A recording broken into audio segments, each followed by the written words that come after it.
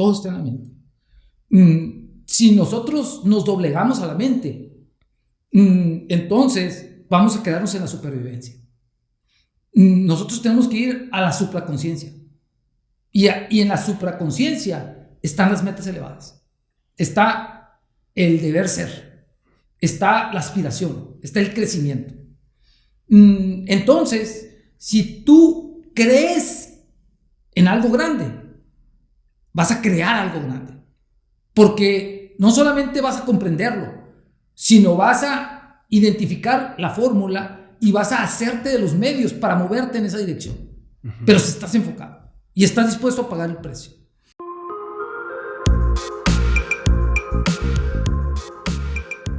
Buenos días, bienvenidos al episodio 64 de Enfoque 1111. Él es Alex. Él es Rungo. Y con nosotros hoy está Gonzalo Rodríguez. Bueno, Gonzalo es un impulsor de ecosistemas de innovación, especialista en crear equipos de alto rendimiento en distintos tipos de organizaciones.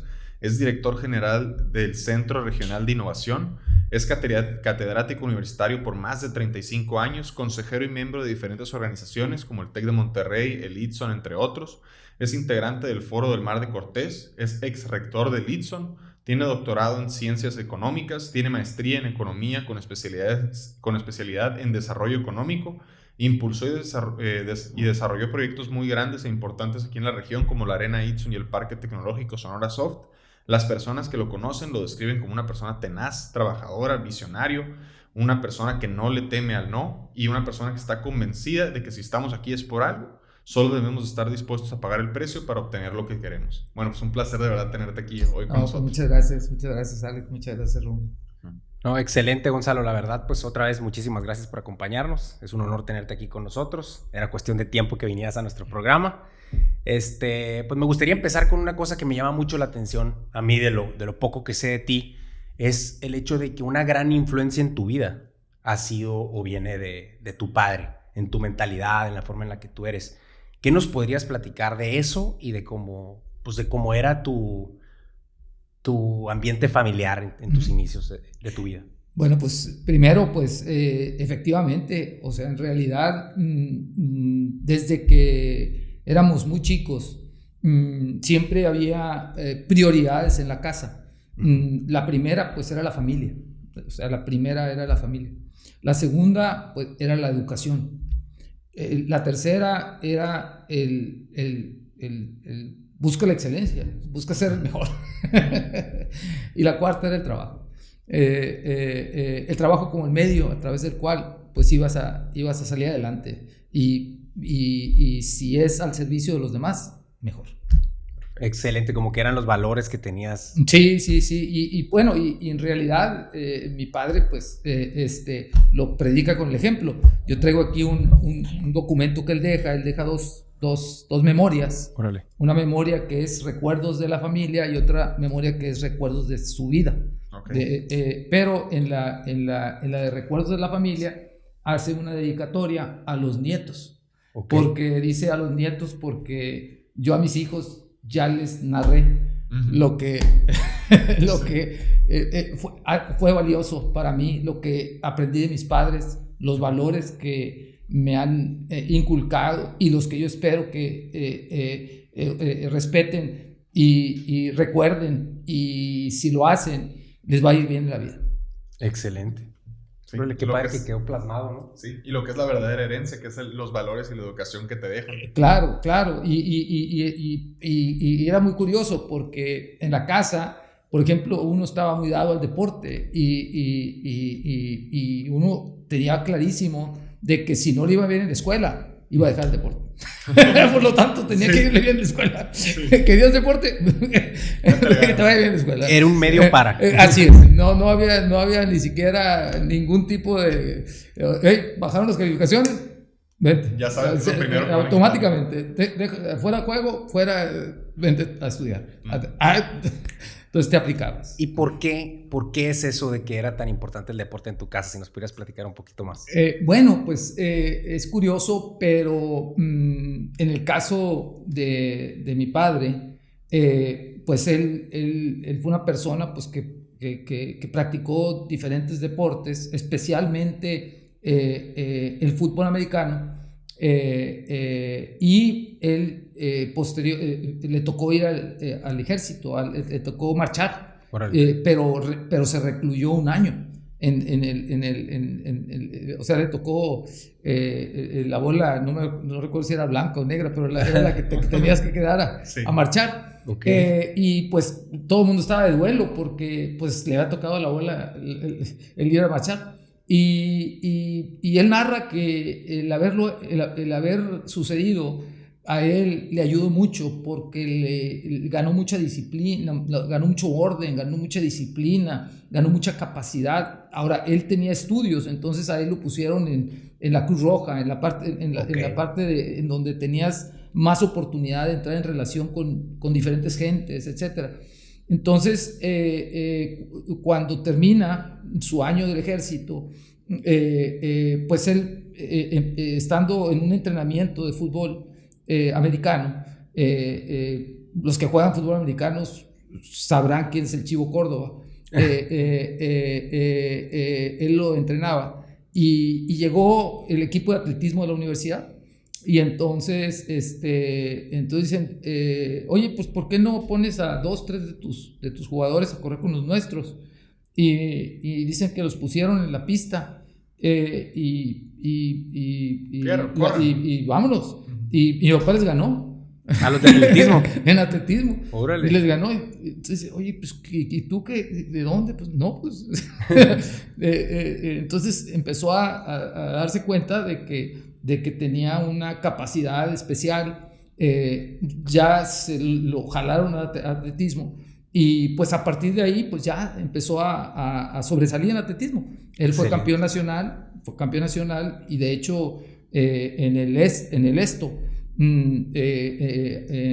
Aquí viene reportado, hay una fotografía donde para 1963 más o menos estaba entre los 10 mejores tiempos, entre los 10 mejores de todos los tiempos, su récord en atletismo, con 10.5. ¿Qué corría? 100 metros. 100 metros. 100 y 200. Velocidad pura. Y entonces fue campeón centroamericano, le ganó a los cubanos. Y posteriormente pues iría a las Olimpiadas en Londres 1948. Le tocó ir a las Olimpiadas. Y fue cuando fueron 5 gentes, iba con Mariles, iba con Capilla. Mariles pues que fue medalla de oro en ¿cómo se llama? En salto de caballo. Y Capilla pues que fue medalla de plata en clavados.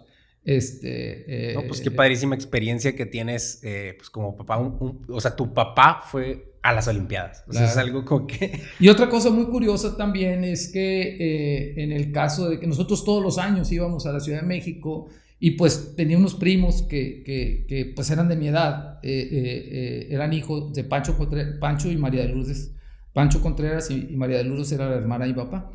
Y siempre pues yo me quedaba en su casa. O sea, me quedaba en su casa porque pues íbamos y ya... Pancho Contreras, el que fue al Wimbledon. El capitán tenista de la Copa Davis en 1962, cuando México es finalista de la Copa Davis, cuando el pelón nos une, cuando Palafox. O sea, un tenista profesional. Un tenista que llegó a ser segundo lugar, semifinalista en dobles en Wimbledon. Y fue con USC campeón de la NCAA. Entonces, pues de alguna forma muy ligado a un ambiente de muy alto rendimiento, pero no un alto rendimiento en México, un alto rendimiento internacional. Porque es muy diferente hablar de que eres campeón nacional a eres destacado. Sí. Participa en las Olimpiadas. Porque una cosa que me decía mi papá es que desafortunadamente el deporte en México es mediocre porque hay mucha política. Sí, pues de hecho por influencia, por lo que exactamente, y no siempre el mejor es el que gana. Y en otros países ¿cuál? Está más enfocado al... Exacto. Y luego ya comentaré cuándo demostré eso. De hecho, pues nos encantaría ir un poquito para allá. Pues sabemos que tú tuviste algo de carrera también en tenis. Yo creo que pues por la influencia de tu tío y de tu familia que le gustaba tanto el deporte y todo el rollo, ¿no? Entonces, bueno, sabemos que llegas a Estados Unidos tú y aprendes de primera mano lo que tu padre bien te había comentado. Entonces, quería que me comentaras un poco de qué aprendiste cuando tú llegas a Estados Unidos y a estudiar tus primeros años de carrera y al mismo tiempo a hacer esta parte de un atleta y académico, ¿no? Claro. ¿Qué aprendiste? Pues mira, la verdad es que fue muy curioso porque yo tomo la decisión de irme porque mi primo, Pancho Contreras, estaba jugando un nacional en Burlingame, en California. Y bueno, pues me doy cuenta de que él estaba allá y digo, ya, pues, si él está allá, pues voy a ir yo. ¿Por qué no? Yo también puedo. Y pues tomo la decisión de ir. Llego allá y pues era un nacional junior, de los juniors. Okay. Y ahí estaba jugando Larry Gottfried, hermano de Brian Gottfried, que fue el compañero de dobles de Ramírez, que fueron número 1 mundiales. Gottfried y Ramírez, que fueron, pues a los que están de mi época saben que ellos eran invencibles prácticamente, ganaron Wimbledon, ganaron el Abierto de Estados Unidos. Wow. Y estaba alguien que ustedes conocen, John McEnroe, jugando en los juniors. Okay. Cuando yo llego y los veo de juniors, o sea, yo veo a uno y a otro, a Larry Gottfried y a John McEnroe jugando la final. Posteriormente, sí, del junior de 18. Posteriormente McEnroe sería Stanford y ya posteriormente sería pues ya saben. Pero qué fregón que te tocó verlo. Sí, pero me tocó verlo en sus junior, inicios, ¿no? Pues. Entonces de ahí voy con mis tíos que viven en Redwood City, en California. Y ya había yo tenido relación con ellos porque cuando estábamos chicos me invitaron a los 8 años a que los acompañara a Oregon. Y entonces me fui yo de aquí a Phoenix y volé de Phoenix a San Francisco y de San Francisco nos subimos y viceversa. Entonces yo fui con ellos y me invitaron. Oye, ¿por qué no te vienes a estudiar? Y yo dije, bueno, pues ¿por qué no? Sí. Y entonces, pero fue una cosa donde las decisiones se empezaron a tomar. Ellos tenían muy buena disposición, pues yo tenía que regresar para preparar todo, para poder pues meter los papeles, etcétera. Y sucede algo muy curioso porque mi tía, pues americana, me va y me inscribe. Y me inscribe a la universidad. Y pues la gente piensa que soy hijo de ella. Sí, porque ella Rodríguez, ella toma el apellido del esposo, pues. Y mi tío Humberto Rodríguez, y mi tío había competido en atletismo en 100 metros en la Universidad de Oregon. Ustedes ya saben que la Universidad de Oregon el atletismo es donde tenía nombre ya de deportista. Sí, no, y él estaba en primer equipo también, o sea, era un deportista muy, muy destacado.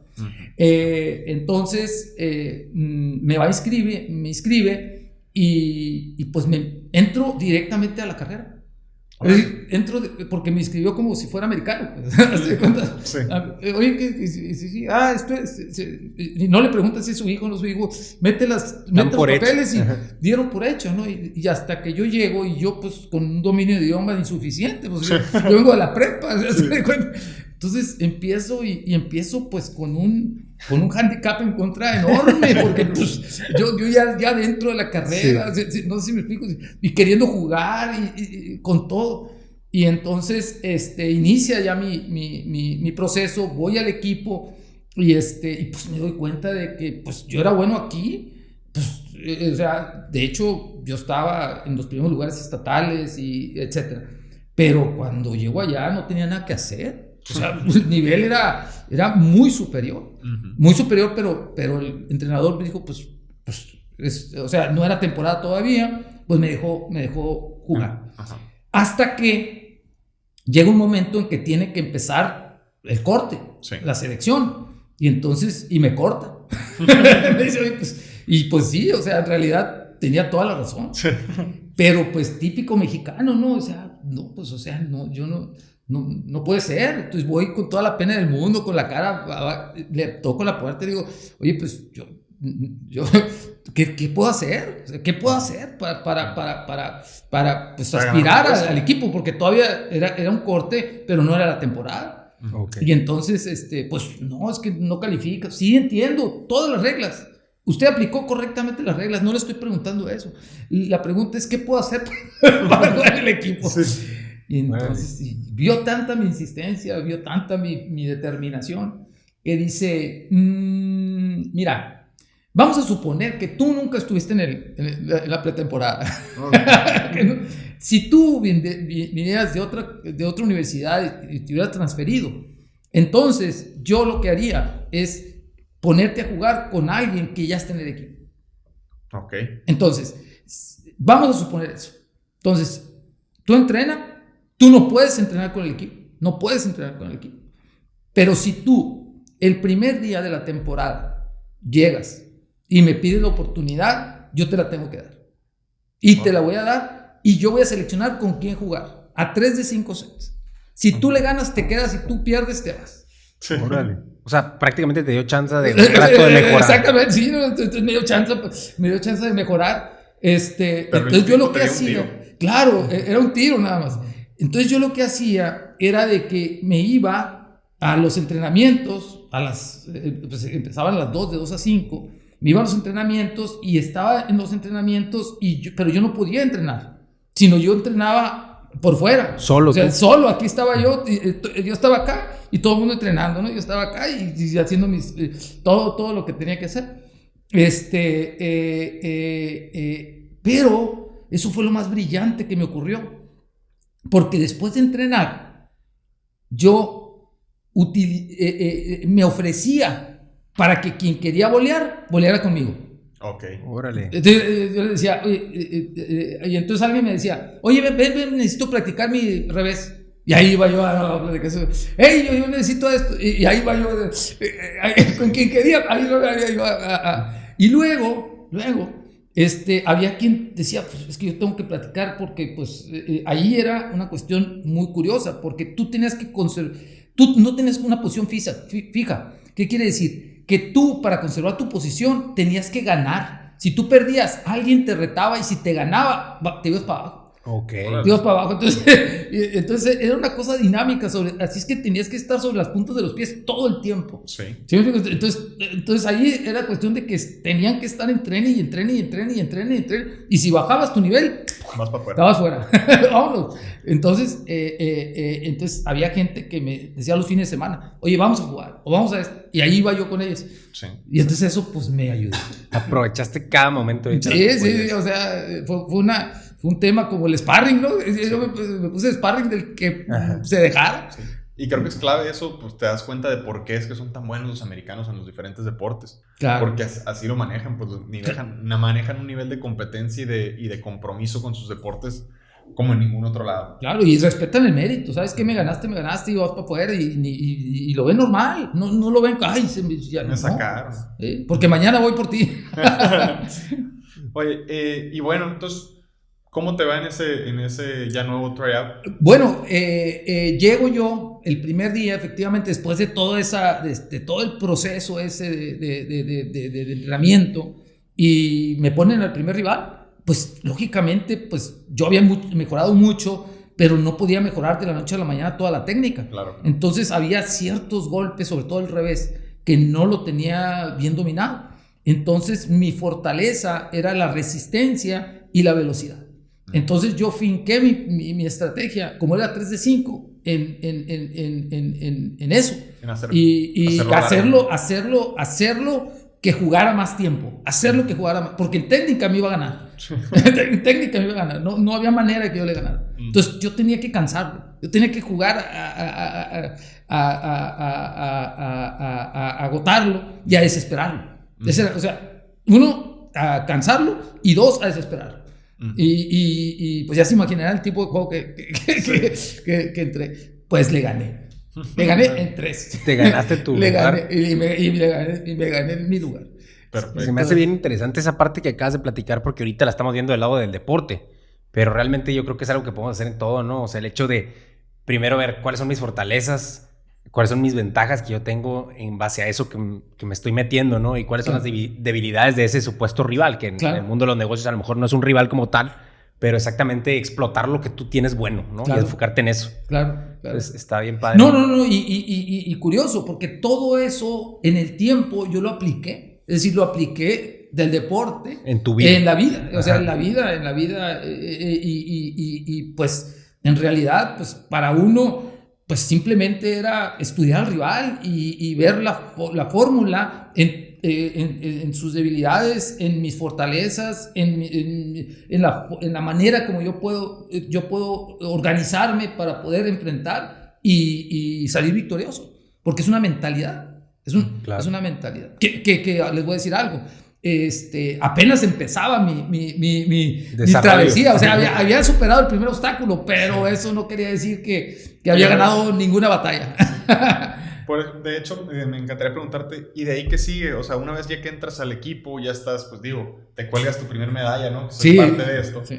Pero como dices, esto apenas comienza. Claro. ¿Qué encontraste dentro del equipo? No, la verdad, el haber hecho el equipo fue para mí, pues imagínense, una bendición porque, pues me cambió la vida en el sentido de que yo estaba en una posición de empezar un proceso de crecimiento, de un proceso de fijar metas, de identificar fórmulas para poder aproximarme a las metas. Era un mundo que yo nunca había vivido, yo nunca lo había experimentado. El mundo de una competencia continua, de estar viendo cómo vas a ascender, eso es algo impresionante, cómo te preparas, cómo estudias, cómo esto, cómo el otro. Entonces era muy curioso, pero yo traía una ventaja. La ventaja es que yo ya me había enfrentado a mi primer fantasma, y el primer fantasma había sido el haber pasado la prueba que el entrenador me había puesto. Entonces yo ya traía una inercia.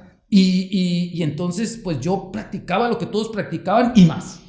Y más, porque acuérdense que yo practicaba de 2 a 5 y luego me iba con los demás para que jugaran conmigo. Pues esa práctica no la dejé. Okay. Es decir, no la dejé. Entonces yo sabía que en ese margen yo me iba a ir acercando a ellos. Entonces yo pues trabajaba muchísimo y además estudiaba. Entonces pues mi día estaba full.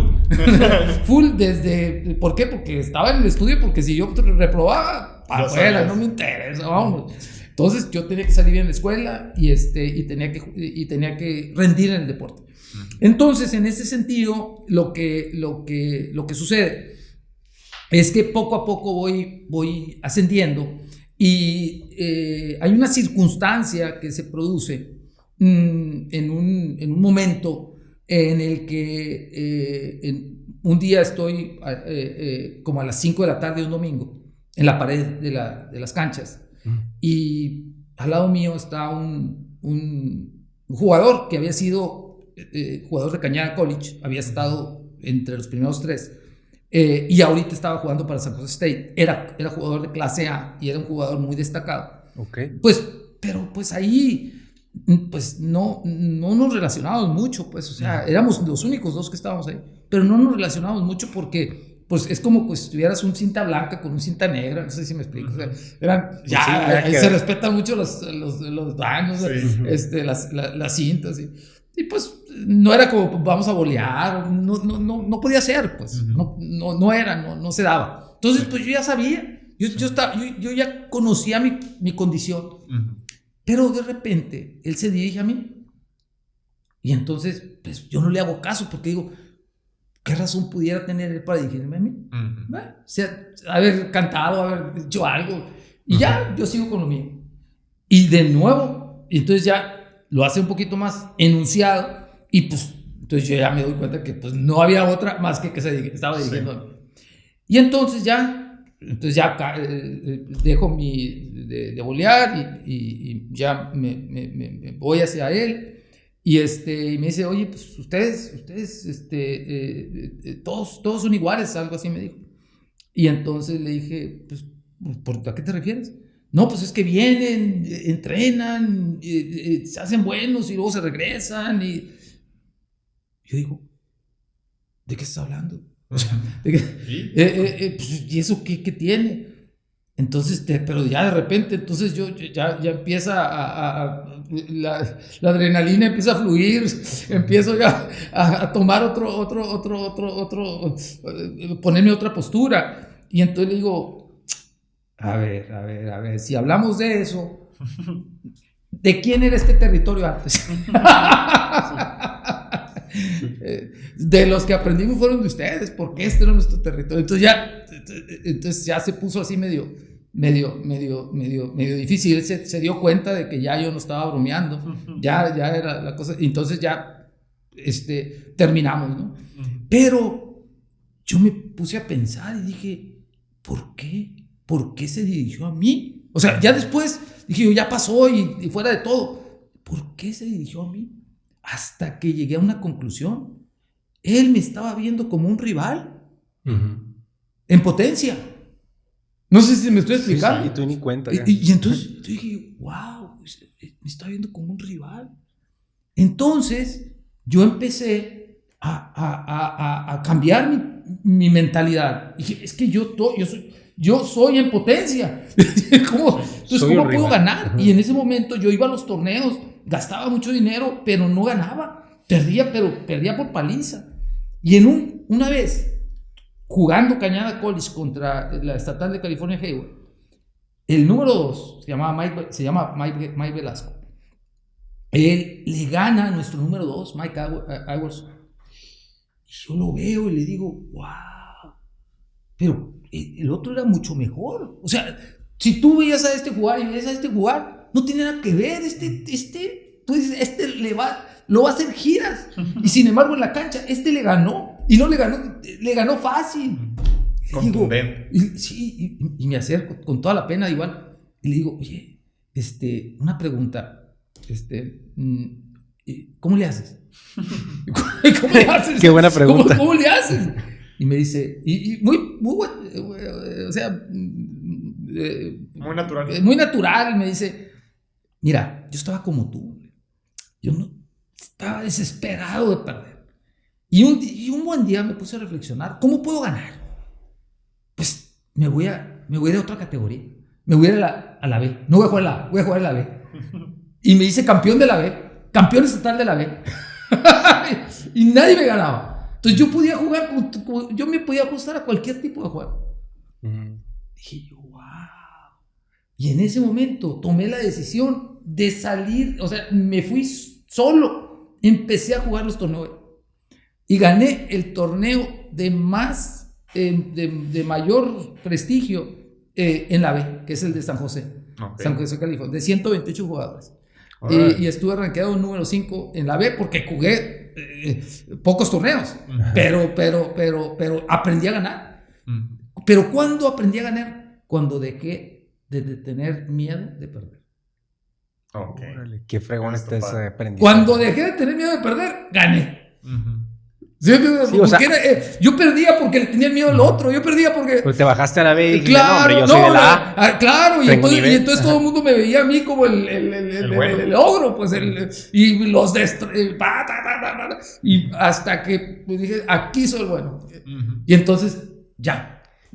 Se me hace buenísima esa historia. Sí, increíble.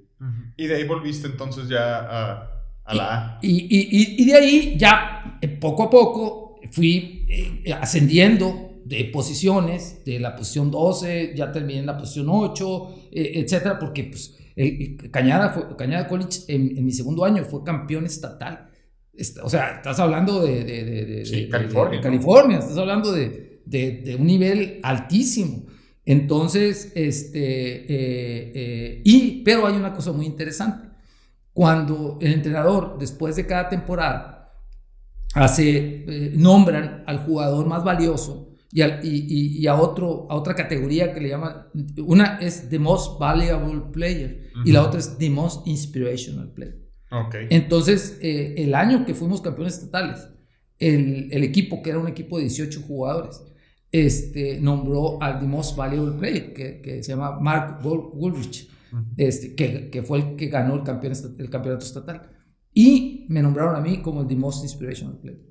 Órale, los compañeros, ¿no? Sí, era por voto. Siento que eso es bien valioso porque era el respeto voto. de los peers ahí. Sí, por eso te digo, era voto y era voto secreto. Sí. No, pues te lo ganaste con tu actitud y con tus ganas. Sí, no, pues es que, pero fue ese saber que tenías la capacidad y que estaba en ti el desplegar ese potencial. Total. Gonzalo, ahí quisiera entrar en eso que acabas de decir, porque es la duda que yo traía mientras estabas platicando toda esta historia.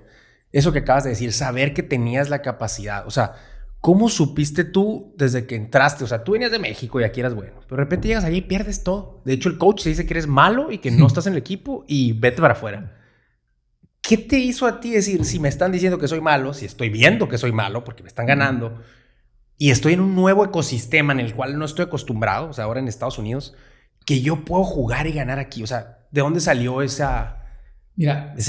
Del saber de dónde vengo. Del saber de dónde vengo. Esto que estoy pasando es una circunstancia.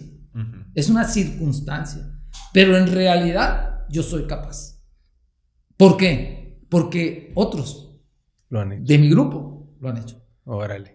Tener esa validación. Claro, o sea, yo tenía a mi papá, yo tenía a mi tío Pancho, yo tenía a mi tío Humberto. Ellos lo habían hecho. Si ellos lo habían hecho, ¿por qué no? Pues, y eso es lo que le decía yo al entrenador. Tú dame el tiempo. Yo lo único que requería era y por eso tenía el potencial. Yo lo que requería eran las habilidades. Yo lo que requería era la capacidad física y técnica. Yo lo que requería, o sea, yo requería cuestiones externas porque internamente yo tenía el combustible para enfrentarme y para superar. ¿Y ese combustible es una decisión? O sea, es un yo quiero ser esto y punto. Es una inspiración. Es una inspiración. Es más que una... O sea, la inspiración viene antes. Viene antes. Y la inspiración viene de que tú estás bendecido. Uh-huh. Estás bendecido. Y porque tú estás bendecido, tú tienes una responsabilidad. Y estás bendecido de haber sido parte de una familia, y estás bendecido de haber sido parte de una comunidad, y estás bendecido de haber sido de haber sido muchas cosas que te hacen que tú tengas una oportunidad que otros no tienen. Uh-huh. Y no estás para no aprovechar esa oportunidad. Uh-huh. No, está bien padre, machín, todo lo que acaba de decir aquí Gonzalo.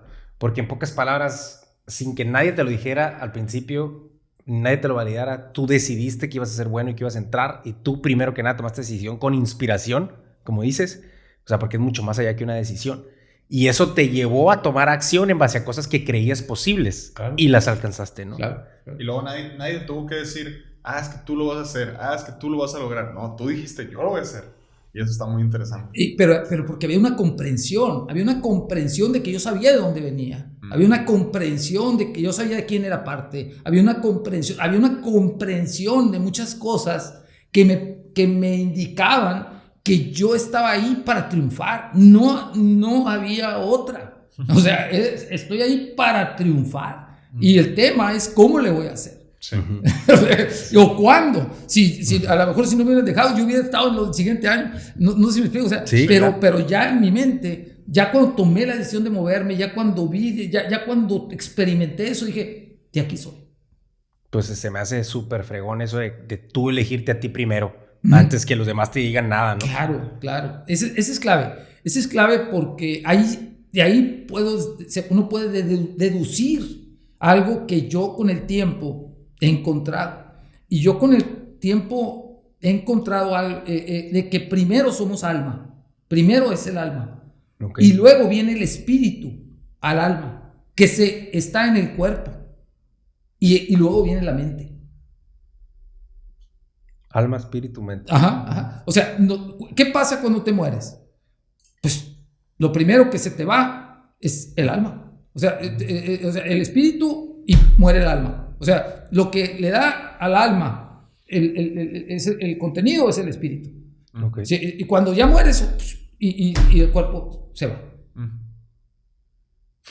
Sí, cierto. Se va, o sea, es al revés. O sea, entonces, en ese sentido, yo dije, bueno, pues al final de cuentas, lo que le da sentido a mi vida es el espíritu. Lo otro es la circunstancia. Y si yo alimento el espíritu, voy a ser cada vez más grande. Por lo tanto, hay que alimentar el espíritu. Pues también eso está fuertísimo, porque yo creo que mucha gente puede tener mucho cerebro, ¿no? O sea, pero a dónde llegues o no, o sea, mucho de eso lo basa la gente que te sigue, porque como nada se puede lograr solo. Y qué indica que tanta gente te siga es mucho a quienes seas capaz de inspirar, ¿no? Claro. Y a quienes eres capaz de inspirar viene de tu espíritu propio y claro. que tanto lo alimentaste y lo trabajaste. Claro. Qué fregón. Está muy padre eso. No, y uno va aprendiendo que en esa etapa, por ejemplo, pues ese era el espíritu de superarte a ti mismo, etcétera, etcétera. Pero ya luego en otras etapas empieza a cambiar cuando tú ya te sabes capaz y empiezas a entrar en otros mundos. El espíritu se refleja de otra manera. Pero siempre se refleja. Pero siempre se refleja y siempre es importante, o lo más importante. Por eso te digo, o sea, para mí la educación está en educar al espíritu, es decir, el carácter. Órale.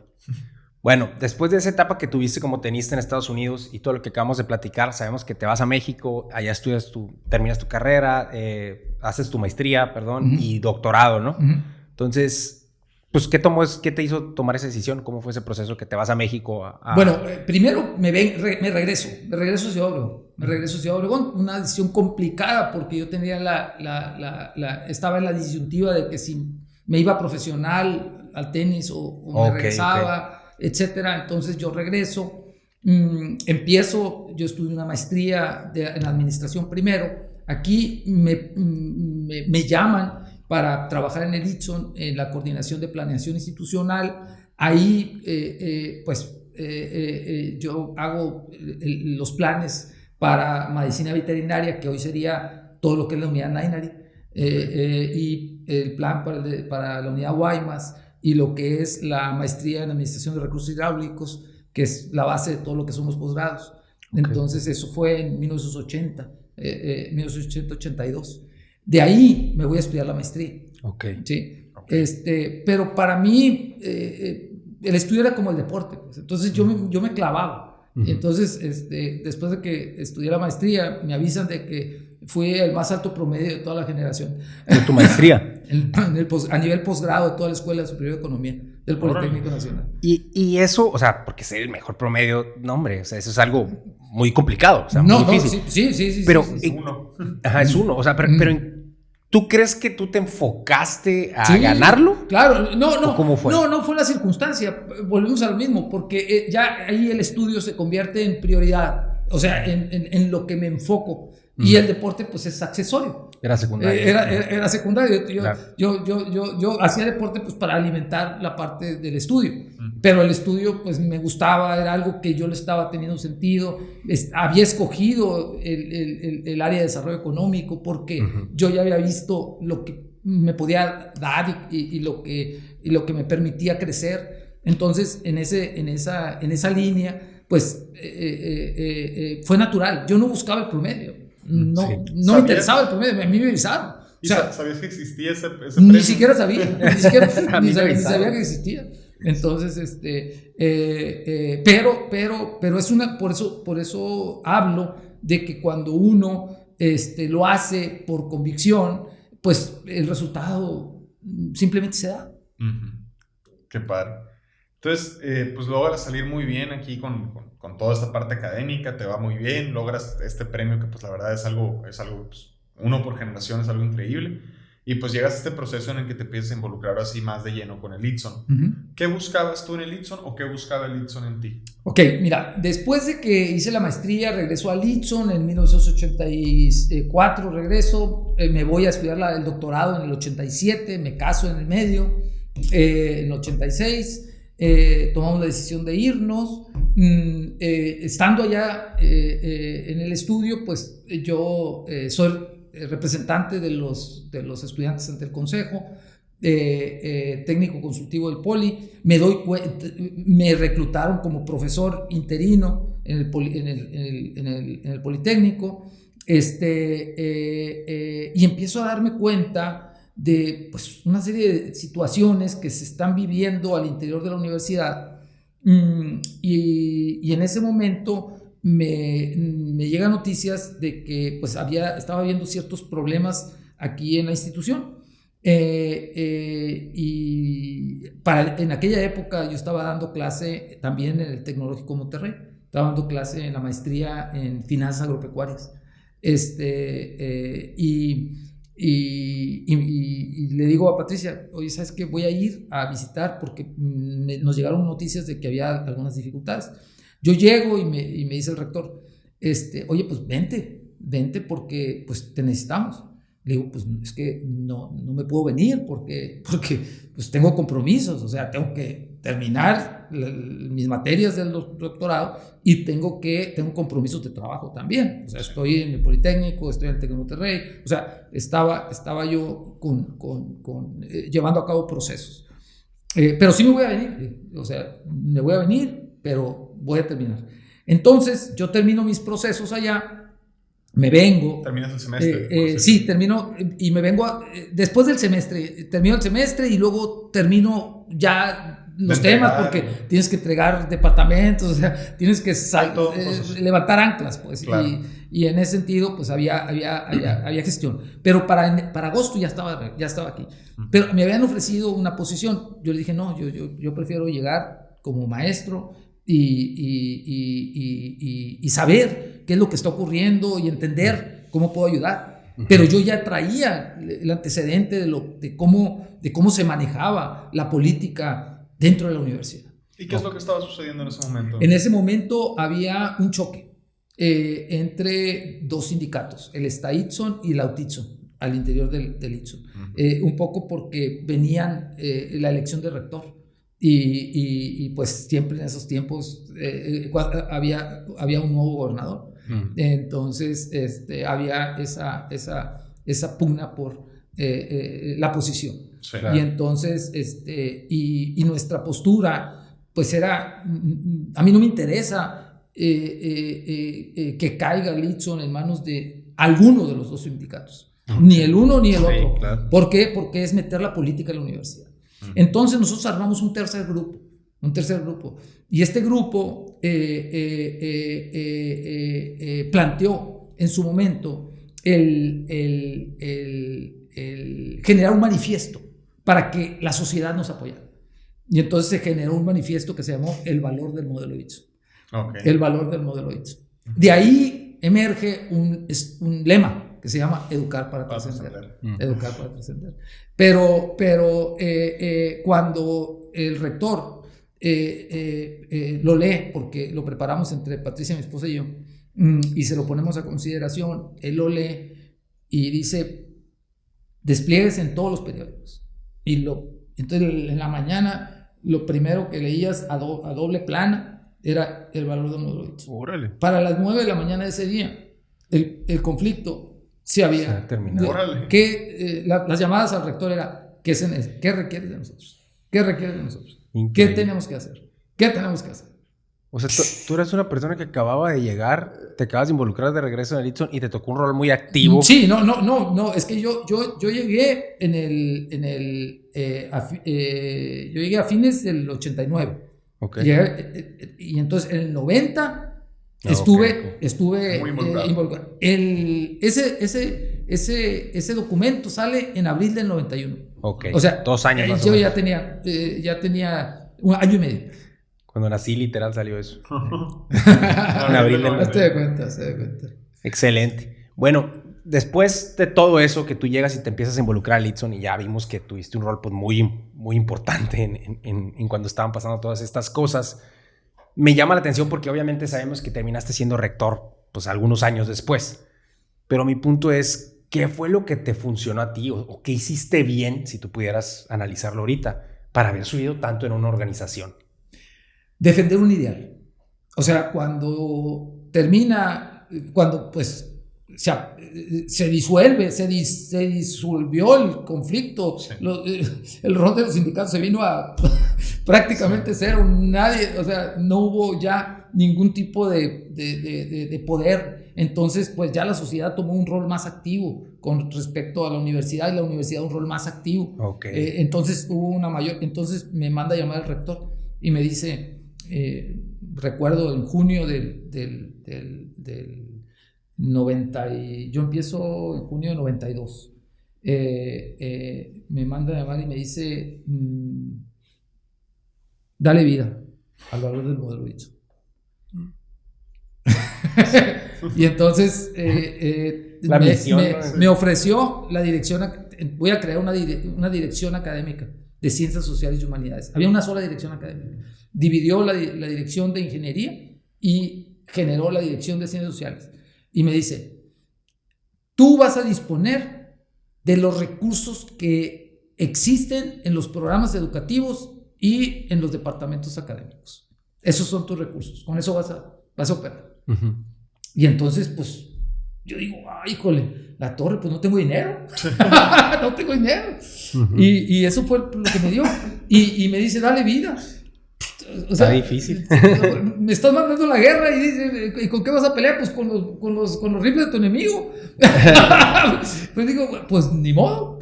Digo, pues, ¿qué? Hay que echarle. Claro, no hay otra, hay que echarle. Entonces, lo primero que hago es mando llamar a los jefes y a los coordinadores. Les digo, a ver, vayan a todos revisen todas sus cuentas que tienen de presupuesto asignado y díganme cuánto juntamos. Díganme, o sea, no, pues que tengo que ir para papeles, para lápiz, no me interesa cuáles son los conceptos. ¿Cuánto dinero tienes? Sí, el número. Tú pones el dinero, tú pones, no, pues yo tengo tanto. ¿Para cuánto juntamos? Pues para tanto. Ok, ¿cuáles son las preguntas que tenemos para poder responder a lo que nos plantea el valor de modelo ITSO? No, pues son dos preguntas. ¿Hacia dónde va la universidad? Hay que recordar que en el año de 1991 se disuelve la Unión Soviética. Okay. Y entonces ya hay un nuevo entorno a nivel internacional. Inicia la globalización, el bloque socialista se disuelve, hay una revolución a nivel global. Entonces era una época de muchísimos cambios. Sí. Entonces nosotros dijimos, vamos a hacer un concurso nacional para que se nos diga hacia dónde debemos de movernos y quién está respondiendo a esa pregunta. Y entonces nosotros dijimos, pues vamos a meterle lo que alcance del dinero que tenemos para ese programa. No me interesa. Yo ahorita voy por eso.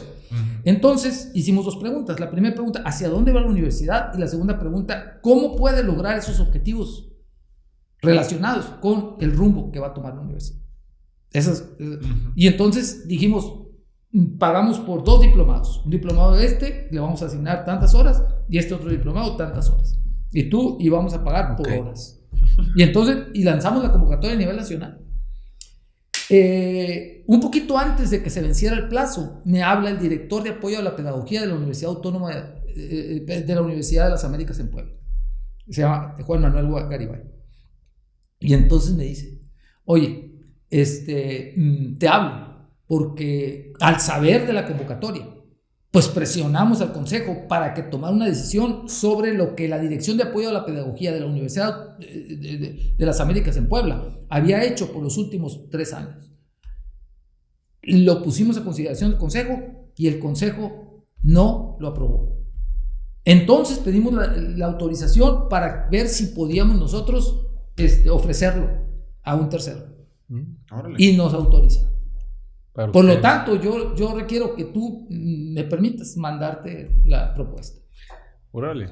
Entonces, nos manda la propuesta, leemos la propuesta y dijimos, wow, esto está fenomenal, fenomenal. Y entonces, pues efectivamente ellos ganan ese concurso. Y el primer curso que nos dan es un curso de planeación estratégica. Y en ese curso de planeación estratégica utilizaron un libro que se llama Mapping Strategical Success de Roger Kaufman. Órale. Y entonces, cuando una de las maestras nuestras estaba en la Ciudad de México, Roger Kaufman había sido invitado y me llama y me dice, oye, está el doctor Kaufman, invítalo, le dije, invítalo para que venga al ITSO y dile que estamos utilizando su modelo. Entonces cuando va todo el mundo y entonces le dice, oye, queremos invitar, y la manda a Lucas y después le dice, estamos utilizando su modelo. Utilizando mi modelo. ¿Y qué esperas? Queremos que vayas a visitar. Voy. A Obregón. O sea, Voy. Ahí sí le llamó la atención. Voy. Y llegó después de que se accidentó en Australia, en Tasmania. Se accidenta y de todas maneras fue al Congreso. oye, Gonzalo, ahí me gustaría que nos platicaras un poquito quién es y todo eso, porque sé que es algo muy importante, como un mentor tuyo y todo eso, pero me queda todavía una duda de la etapa en la que tú te convertiste en rector en el Itson. Entonces, mi duda o comentario a la audiencia que le puedas hacer es, ¿qué recomendación le harías tú a una persona? Porque tú dices que a ti te sirvió el estar enfocado en tu ideal, ¿no? Y defenderlo, y eso es lo que hizo que fuera subiendo. Pero, ¿qué le recomendarías a una persona que está tratando de subir escalones dentro de una organización, sea empresarial, equipo, universidad, lo que sea? ¿Cuál sería tu recomendación o consejo a una persona que está en esa posición? Bueno, voy a tratar de recuperar lo ya narrado hasta ahorita para hacer más claro mi punto. El propósito. Cuando yo era atleta, yo tenía muy claro lo que estaba buscando. Okay. ¿Sabes qué? Yo quería ser exitoso en la práctica del deporte universitario en los Estados Unidos. Cuando yo me fui a la universidad, yo tenía muy claro mi idea de ser alguien que llegara a entender y a aplicar todo lo que está relacionado con mi campo de estudio. Cuando yo llego cuando ya se plantea el valor del modelo ISO, que tiene su base en lo que ya había estudiado, entonces pues no es cualquier cosa, ya tiene un fundamento teórico, metodológico, filosófico, y entonces me dicen, dale vida, pues entonces se vuelve eso es lo que me enfoco, y yo lo que te estoy platicando es para darle vida. O sea, primero gano la posición, porque saben que si no se produce un cambio, el problema va a resurgir. Entonces se tenía que producir un cambio. Entonces de ahí sale el nuevo modelo curricular. Y desde el nuevo modelo curricular empieza mi ascenso. Porque empiezan las batallas. Y las batallas son, todo el mundo se opone a un nuevo modelo. Imagínate, le estás quitando 30% del total de los créditos, porque todos los programas eran profesionalizantes. ¿Qué quiere decir? 95% de todo lo que veías tenía que ver con tu profesión. Okay. Y yo le estaba diciendo, no. La formación integral implica que le des crédito a otras áreas que tienen que ver con la persona, que tienen que ver con la sociedad, la persona no es solamente la profesión. Sí. Entonces rompí un modelo. Sí. Y por eso tú ves a Litson con canchas de tenis, con canchas de esto, con canchas de... por eso, porque mi principal enemigo, y ahora es mi principal amigo, era el que fue el vicerrector administrativo. Porque pues era gasto, era inversión. Sí, claro. Y no había previsiones. Romper un modelo, pero base a un propósito. Pero cuando llegaron los momentos complicados, yo le dije, yo no voy a detenerme. Yo voy a llegar, y si tengo que presentar al consejo, aunque no me apoyen las autoridades, lo voy a hacer. Y estaba yo dispuesto. ¿Y eso que acabas de decir fue ya tu misión como rector? ¿O cuál era tu misión? No, apenas estoy en ese proceso como director académico. Okay. Luego me iría de la dirección académica, me fui a la Secretaría de la Rectoría. De la Secretaría de la Rectoría me fui a la Dirección de Planeación. De la Dirección de Planeación me fui a la Vicerrectoría Académica. De la Vicerrectoría Académica a la Rectoría. Y en la rectoría, ya eres rector, por fin, después de 10 años, o no sé cuánto fue todo ese proceso. Sí, en 2003 entré y más o menos. Ya que llegas, ¿cuál fue tu misión? O sea, ya habías pasado toda esa transformación que acabas de platicar, o sea, ya venías con un recorrido bastante largo. Entonces ahora, ok, estoy en una nueva posición, pero ¿cuál es mi misión? Mira, yo cuando mi llegada tiene que ver con una situación pues muy curiosa, porque el Congreso aprueba una ley para el Itson en donde el rector ya no se puede reelegir más de 2 veces. Okay. Entonces, el rector, de hecho, el rector electo había sido el doctor Russo. Okay. Una siguiente reelección. Pero con la nueva ley ya no podía volverlo a hacer. Y él tomó la decisión de mientras se amparaba, porque llevó a cabo una lucha jurídica. Pues yo era el otro aspirante que había estado en contienda. Y entonces yo entro como rector. Sí. Pero en ese momento, pues imagínense, hay un jaloneo muy fuerte entre el Congreso, el gobierno del Estado y el ITSO. Uh-huh. Y entonces cuando yo entro digo, pues yo tengo una misión y es no perder el rumbo del ITSO. Uh-huh. Es decir, hacer que el ITSO siga creciendo.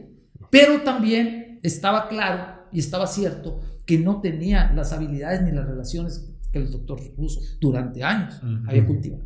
Claro. Por lo tanto, yo tenía que irme en otra dirección. Y entonces, lo que yo decido en ese momento es hacer un viaje a Europa. Pero un viaje a Europa porque había sido convocado para los rectores una visita a universidades europeas. Okay. ¿Sí? Y en esa visita la idea era ver mejores prácticas.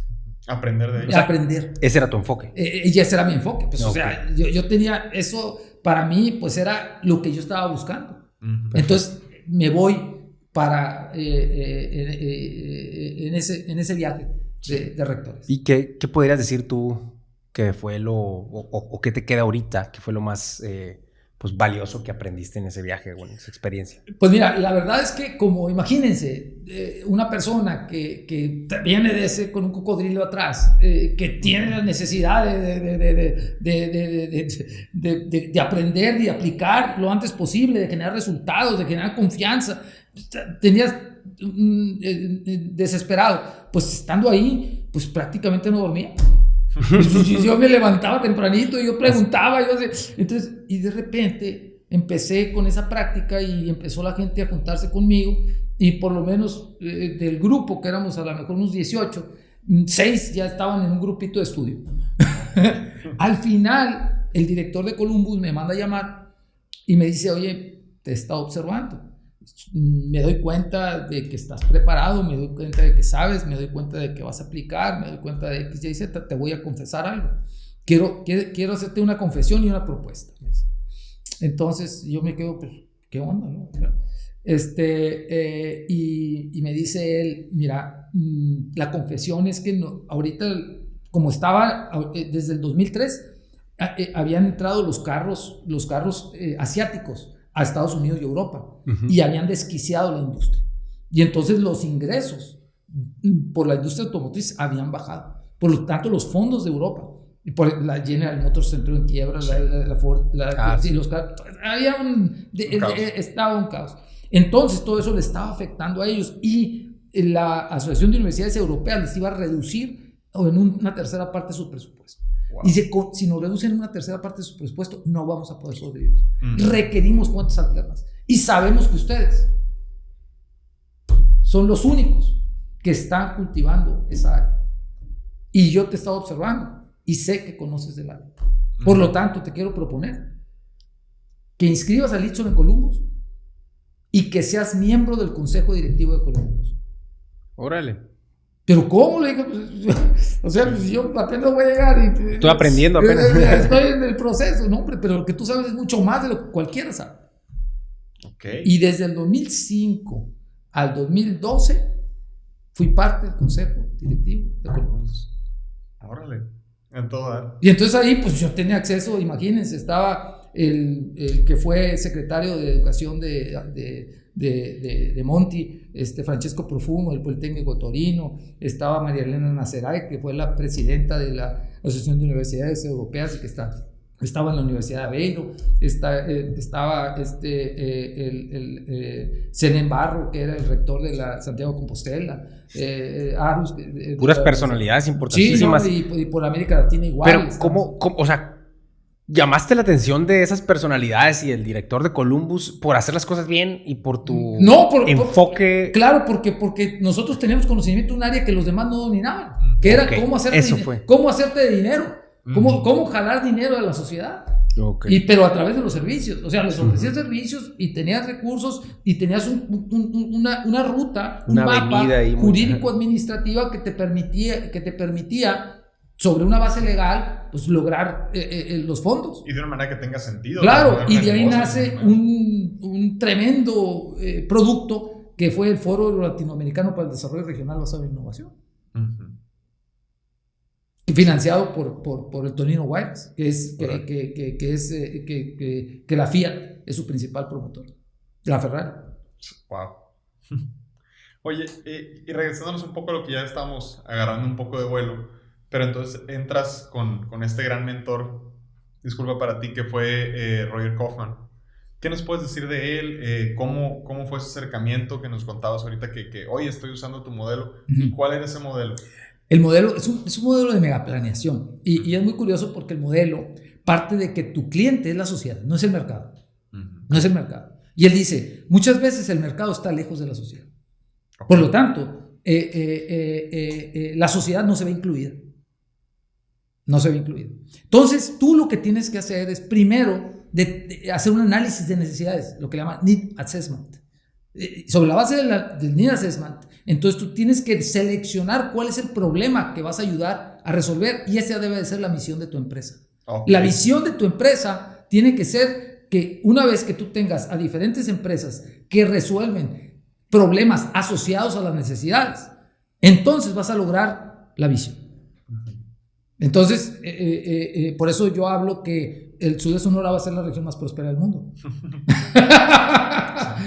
Porque vamos a alinear a las empresas a la satisfacción de las necesidades. Y estoy profundamente inconforme porque no tenemos crecimiento, no tenemos empleo, tenemos falta de inseguridad, etc. Pero eso no quiere decir que no vayamos a batir esa situación. Y por eso estoy trabajando. Excelente. De hecho, yo creo que ahorita vamos a entrar un poquito más en ese tema porque me interesa mucho varias preguntas que pueden salir de ahí.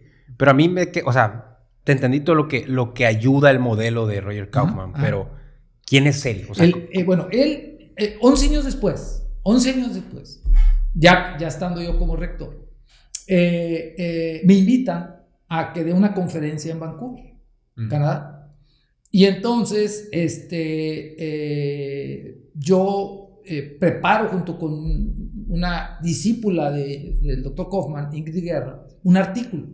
Y se llamó el artículo A 11 años de la megaplaneación en el ITSO. Volví otra vez a pegar en la llaga, pues. Es decir, no, ¿te acuerdas que te dije que íbamos a implementar? Pues lo implementamos. Ahora te voy a decir qué ha pasado en 11 años después de haberlo implementado. Y lo presento. Y entonces lo presento y termino la conferencia y me va a felicitar el doctor Dale Brett Howard de la Universidad de Arizona. Me dice, no, está fabuloso lo que están haciendo, está fuera de serie. No podemos dejarlo ahí. Entonces se va corriendo. Ya yo me quedo y otras gente están conmigo y él se va directo con Roger y le dice, Roger, eso que presentó él está buenísimo, tenemos que implementarlo. Y Roger pues dice, pues ¿qué fue? No, pues esta presentación. Y entonces ya llego yo en ese momento y me dice, a ver, me dice, ¿estás dispuesto tú a crear un instituto para la mejora del desempeño? Me dijo bien. ¿Que si yo estoy dispuesto? Sí.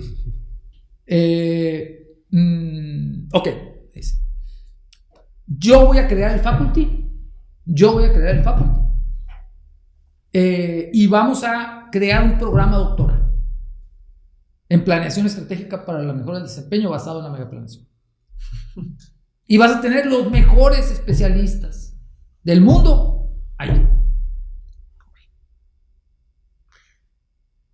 Y así se crea el Instituto para la Mejora del Desempeño, el doctorado en planeación estratégica para la mejora del desempeño, 53 doctores. Wow. De 65 aspirantes. Más del 70% de eficiencia. 4 cortes. Y de ahí salen los proyectos ejecutivos de las iniciativas. ¿Cuáles son esas iniciativas? El Parque Tecnológico de Software, el Instituto Internacional de Órale, todo eso porque hubo patrocinios de empresas para el programa, con la asesoría de los más especializados en esos temas internacionales. Wow. Excelente. Una pregunta que me queda ahí nomás porque eso está increíble. Para empezar de cómo te conectaste, ¿no? Pero bueno, lo que más me llama la atención, no el cómo llegaste a él, porque ya platicaste el cómo lo convenciste y llamaste la atención para, pues estamos aplicando tu modelo y él pues, echó ojo, ¿no? Dijo, ya me interesa. Pero me llama la atención, ¿por qué se fijó en ti? O sea, ¿qué vio él en ti? Porque él, siendo un mentor tan reconocido, una personalidad internacional con muchísimo éxito, él voltea a Obregón y no nomás te ve una vez, sino que se convierte en una especie de mentor tuyo. ¿Por qué? Por mi tenacidad. Por mi tenacidad. Porque él pensó que era puro rollo. Me imagino que mucha gente dice cosas. No, pues había sembrado la semilla, pero ya le llevó un tallito. Ya el tallo ya estaba, ya había hojas, ya había resultado. Pues. Entonces él dijo, pues ya, o sea, ¿dónde? Nadie ha estado dispuesto a apostar por mí. Y ustedes apostaron por mí. Yo tengo que apostar por ustedes. Ok. Y entonces de ahí ya no se fue. De hecho, él entrega a los gobernadores la base del tema de la megaregión. De Sonora, Arizona. De la Sonora, Arizona, y que hoy es la plataforma para la internacionalización. Y que están los 3 mayores clústeres a nivel internacional en minas, en automotriz y en lo espacial. Es por eso. También ahí, sí, ya que tocaste ese tema, me interesa que platiques tantito a la gente que a lo mejor ni siquiera sabe que existe esa megaregión. ¿Qué es la megaregión Sonora, Arizona, que nació de todo lo que nos acabas de contar con Roger Kaufman? Mira, lo primero que tenemos que plantearnos es que antes de nosotros poder ganar la fuerza suficiente para ser tomados en consideración, es que creamos un plan de desarrollo para el sur de Sonora, que fue diseñado por los alcaldes, que en este caso de Navojoa, de Guaymas y de Cajeme, y los secretarios el secretario de Educación y el secretario de Economía, en un taller con empresarios y con otras y gentes de la academia.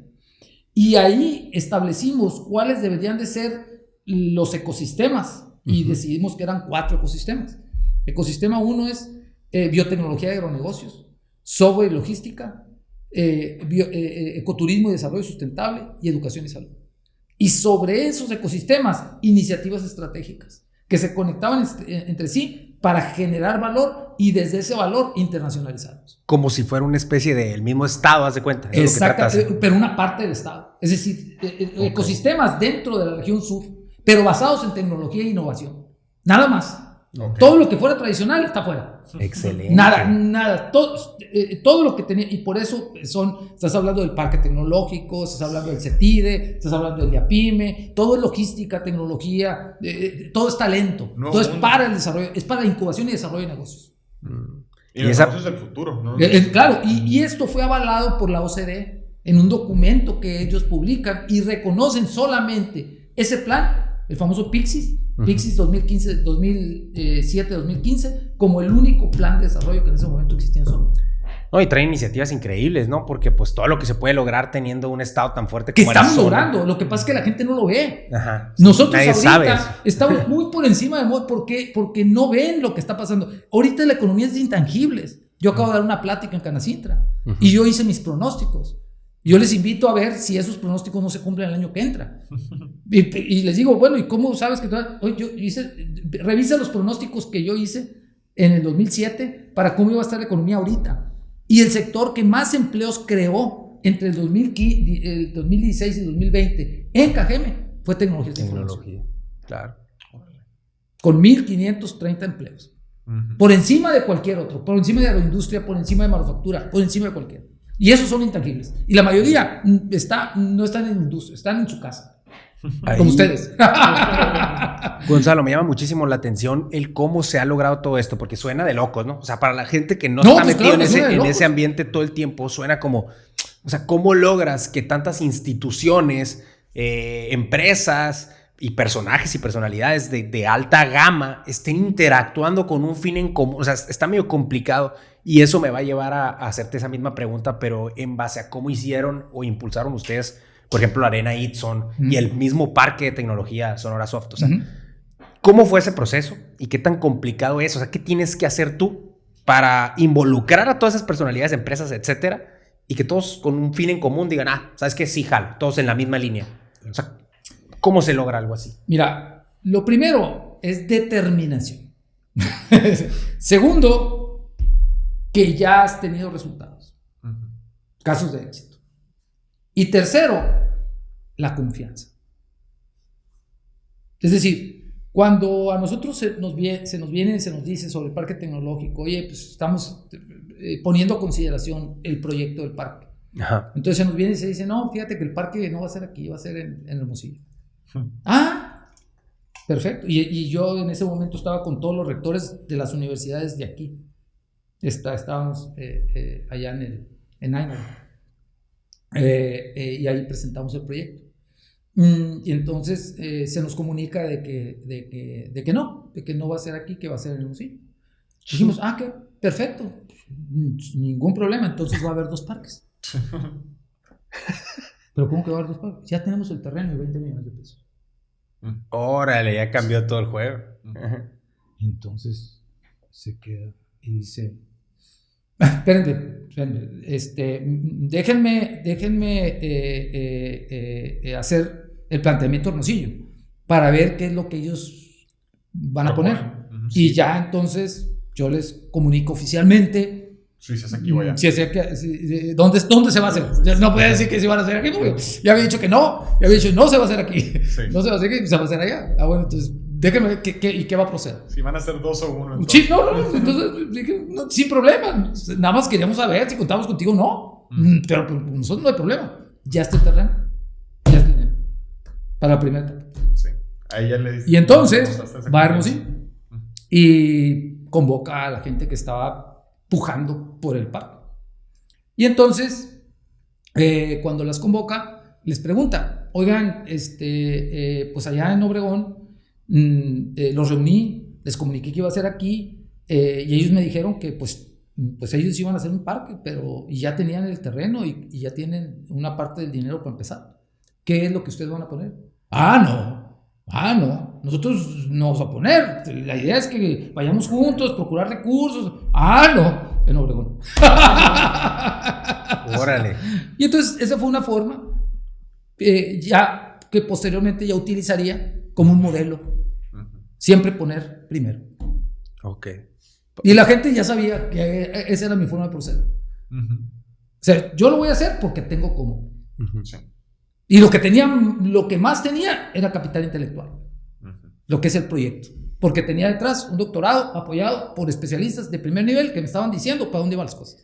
Es que a mí me llama mucho la atención eso que estás platicando, porque siento que a lo mejor, tal vez, sea una de las causas principales del por qué no se hacen las cosas, ¿no? O sea, porque todo el mundo las quiere hacer solos. Entonces, el tratar de involucrar a varios jugadores fuertes en un mismo equipo, ya sea de deporte o sea en un ecosistema, lo que sea, es complicado. Porque cada quien quiere jalar para su lado. Entonces, eso me llama mucho la atención. ¿Cómo lograr involucrarlos, no? También, por ejemplo, lo hiciste en la Arena Itzon, que en su momento era, pues, de las mejores arenas de toda Latinoamérica. No, pues sigue siendo. Sigue siendo. No, pues es una hija, lo que la gente no sabe la historia de la Arena. Pero la Arena es el resultado de la decisión que tomamos de hacer campeones a los potros nacionales. Como una manera de decirles, vamos a ser los campeones de las empresas. Okay. Era un mensaje. Y esa es la catedral de los potros. Sí. Pero se logró el apoyo precisamente porque había gente que estaba convencida de que sí iba a ser. De hecho, también quisiera que entráramos un poquito en ese tema, en esa parte de que tú propones y que dices que, ¿por qué no? Los potros o el Itzon va a ser campeón en deportes. Y pues la gente pensaría, pues, oye, es una ciudad chica en un pueblo, teniendo un equipo que pueda competir a nivel nacional, pues, ¿cómo? Claro. Pues, pero tú dices, no, pues que sí. Es que yo tenía una convicción, porque mi papá me dijo, el deporte en México es mediocre, porque hay muchas relaciones. Sí. Entonces dije, pues, como es mediocre, puede mostrar que es mediocre. Y así es muchas empresas, que son de cartón. Que no es cierto, cuando hay competencia, no se elevan. Y yo voy a ir, a mí me gusta competir, a mí me gusta elevarme. Sí. Y si se elevan, me elevo más. Y entonces lo que hice fue diseñar un plan. Pero lo primero que tenías que hacer es conseguir a los metodólogos. Y nos trajimos los metodólogos de Cuba. Y los metodólogos seleccionaron a los entrenadores y seleccionaron los deportes. Ok, ¿cómo estuvo eso de que seleccionaron los deportes? Pues claro, decías, a ver, tú quieres este resultado. Para obtener este resultado, dado como eres y como no tienes todos los recursos, requerimos estudiar en cuáles tú tienes mayores probabilidades. Tus capacidades. Claro. Y dado en los que tienes probabilidades, entonces vamos a traer a los entrenadores correspondientes o validar a los que existen. Y ya el metodólogo va a decir, a ver, ¿cuál es tu plan? Y entonces ellos ya miden. Entonces ya tienen, ¿sabes qué? Ellos ya conocen específicamente qué requieres para cada deporte, cuál es el tipo de entrenamiento, y ellos están vigilando que tú cumplas con un plan rigurosamente establecido. Y ellos, antes de las competencias, me decían cómo nos iba a ir. O sea, ya sabían. Y de repente llegaban todos apenados. Oye, hijo, no sé si llego, no llego. ¿Qué pasó? No, es que fallamos el pronóstico. ¿Cuál fue el fallo? No, es que pues, le habíamos dicho que íbamos a sacar 70 medallas y sacamos 67. Ay, Dios mío. Ay, qué mala onda. Ay, sí. Sí me fijo, o sea, entonces, no es cierto que no puedes predecir el futuro. Claro que lo puedes predecir. Cuando comprendes, cuando te preparas, cuando te involucras, cuando te sacrificas, cuando de verdad compites, claro, y lo haces y vas en todo el proceso, porque vas y vas midiendo y tú dices, mira, me está fallando por esto, compensas, y hay un proceso riguroso. Pero no es ahí se va. A ver cómo nos va. Fíjate, no, por eso digo es mediocre. Y lo digo con todas las letras, con conocimiento de causa. Exactamente. ¿Sí? Entonces, ahora, ¿hay manera de que suba? Sí, claro, pero hay que abrirlo más. Ok. Otra cosa que estoy viendo aquí es tus sueños, ¿no? O sea, tú no sueños, pero tu mentalidad, ¿cómo te hacía soñar en grande? O sea, tú dijiste, ¿sabes qué? Voy a ser campeón nacional, no me importa que estoy en un pueblo. O sea, me vale que estoy compitiendo contra Monterrey, contra Guadalajara, contra Ciudad de México, contra Hermosillo, contra Culiacán. No me importa. Tipo, yo voy a ser Obregón, campeón deportivo a nivel nacional y me vale, ¿no? Eso desde ahí me llama la atención. Voy a hacer un parque tecnológico de primer mundo aquí en Lidson, en Ciudad Obregón. Voy a hacer uno de los mejores estadios de América Latina. Ahí fueron los Proolímpicos. O sea, sueños y planes grandísimos. Bien, yo creo que todo parte de querer, ¿no? De querer algo bien grande. Pero, ¿por qué siempre? O sea, ¿cómo se le hace para querer algo bien grande? Primero, o sea, ¿qué te lleva a soñar tan grande? Porque yo creo que mucha gente parte desde que ni siquiera quieren cosas tan grandes, ¿no? Desde ahí parte el problema, yo creo, con la mentalidad mediocre de la que estamos hablando. Entonces, ¿por qué crees tú o qué nos dirías a todas las personas que deben de empezar a pensar más en grande? Mira, porque tú por estar aquí como persona, eres una persona excepcional. Tú eres divino. Tú tienes una parte humana, pero tienes una parte divina. Y tú tienes una misión. En la vida tú tienes una misión. Y tú buscas un legado. Y esa es la parte divina, esa es la parte espiritual. Si nosotros cultivamos, no la parte religiosa, sino la parte espiritual, que es entrar en nosotros mismos, saber lo que valemos, saber lo que hemos hecho, saber que somos excepcionales, saber que tenemos cosas grandes por hacer, saber que tenemos que conquistar lo que queremos. Entonces, vamos a saber que aquí se dio uno de los sistemas económicos más importantes entre el año de 1600 y el año de 1730, con las misiones. Y que las misiones eran desde aquí hasta San Francisco. Y era un sistema económico, de economía prácticamente cerrada, y que desde Álamos se llevaban muchísima plata, pero derivada, no de la extracción, sino del intercambio. Órale. Por eso hay que conocer la historia. Y si no conocemos la historia, podemos a pensar que son las calles. Sí. Somos mucho más que las calles. Somos mucho más que la inseguridad. Claro. Tenemos que cambiar nuestra mentalidad. Y si cambiamos nuestra mentalidad, vamos a cambiar nuestros resultados. Definitivamente. Porque yo estoy convencido, oye, si logramos convencer a los muchachos de que eran mejores, Y lo demostraron en la pista. Son los mismos. Y hoy vienen por vienen por la gente y se lo llevan. Y tienen una mentalidad diferente. Sí. Tienen una mentalidad. Pregúntale a Roberto Corona y la gente que tiene en Guadalajara. O pregúntale a la gente que tiene, a cualquiera. A mí me han dicho, yo contrato esta gente. O yo contrato gente de Sonora, o yo contrato de X o Y, Z, porque tienen una mentalidad. Sí. Entonces hay que crear el ambiente para poder sostener esa mentalidad, pero si tú les das otro ambiente, pierden la mentalidad. Claro. Y se adaptan. Pues de hecho, exactamente ahorita estás hablando de un tema que quisiera tocar contigo. O sea, tú dices que eres impulsor de ecosistemas de innovación. O sea, es precisamente eso lo que estás diciendo, ¿no? Tú estás creando el ambiente. Pero si nos lo puedes explicar un poquito más, ¿qué es qué es un impulsor de ecosistemas de innovación? Mira, el impulsor de ecosistemas de innovación es como tipo un metaverso. Vamos a hablar de un metaverso. El metaverso es un ecosistema. Sí. Pero es un ecosistema digital. Vamos a suponer que en lugar de ser un ecosistema digital, es un ecosistema físico. Y entonces en él tú estableces qué condiciones deben de existir para las microempresas, para que puedan ellas especializarse, interactuar, diseñar y desarrollar soluciones novedosas para un público que está demandando cosas que ellas solas no pueden hacer.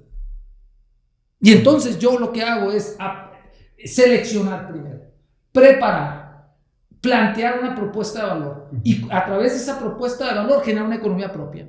Desde la economía propia diferenciar y empezar un proceso de intercambio. Ok. Y entonces, y ya de ahí viene la parte de la permuta. Ahorita nosotros estamos trabajando en una comercializadora de productos alimentarios, en donde vamos a especializar a diferentes productores para generar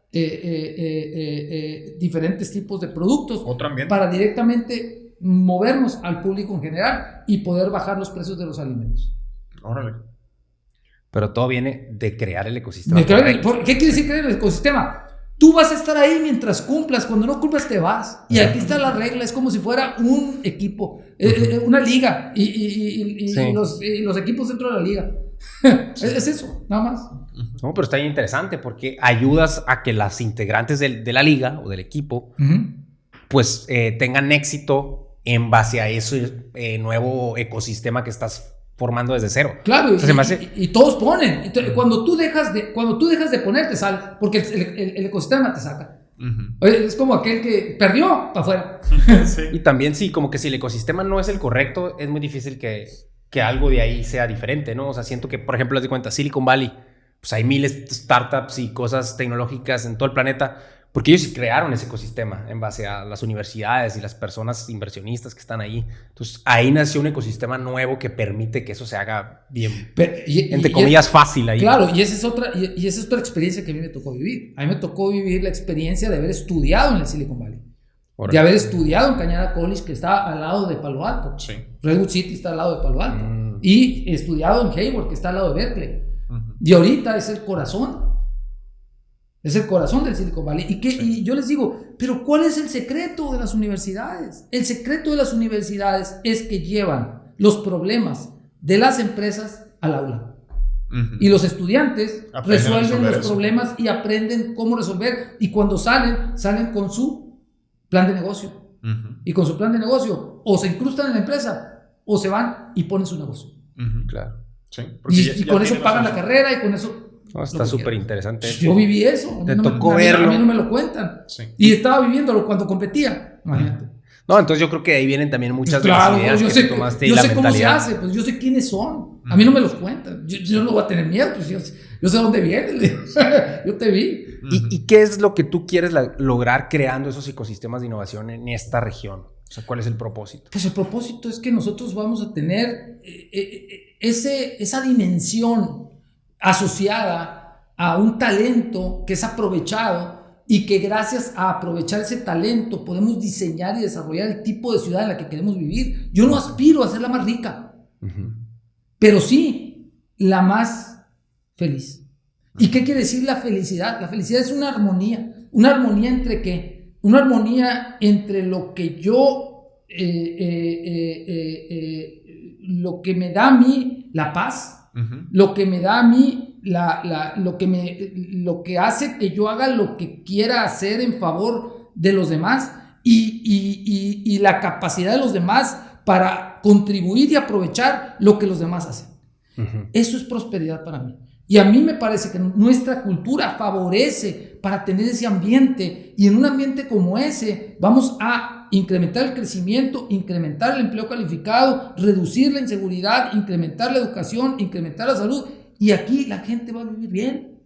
Eso está muy interesante. De hecho, algo que se me viene rapidito aquí es, por ejemplo, nosotros vemos mucho en estudiantes, en jóvenes y todo, o bueno, más bien recién graduados, que terminan sus estudios y rápidamente buscan oportunidades lejanas, en otros lados, irse a ciudades más grandes o a empresas grandes que están en otros lados.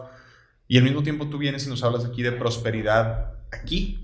¿Qué es lo que estás viendo tú que las demás personas no están viendo, que terminan y se van?